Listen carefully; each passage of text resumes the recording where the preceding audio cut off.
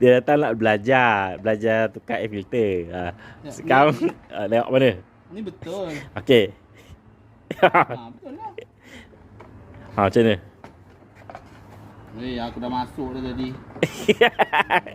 Okey. Orang nak tengok ni, ni viewer aku nak tengok ni. Jangan tu. Okey, kena kecam nanti. Okey. Ini ke sana. Ini kat sini. Kau ingat aku tak tahu. Dah rekod pandai lah pula dia.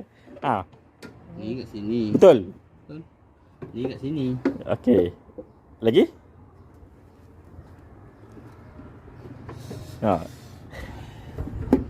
Ni kau pakai pasang. Kau kena pasang.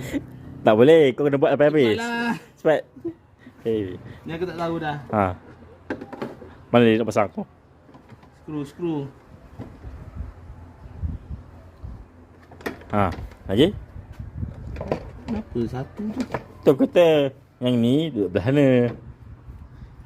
Benda ni kat sini. Satu ni masuk kat mana? Aduh. Hai. Tak dapat? Tak boleh. Betul lah ni teh. Ya ke macam tu? Tak betul tu. Cepatlah teh. Skru. Okay, skru yang ni. Ini. Ni skru dia nah, ambil ni. Pula dah. Kenapa? Ni ada dua. Oh, betul lah.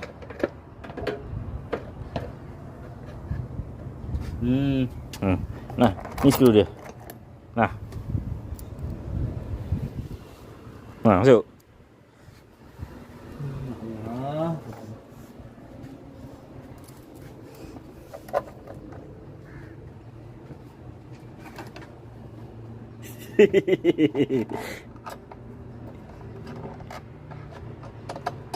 Betul lah teh. Asal banyak skru ni kan?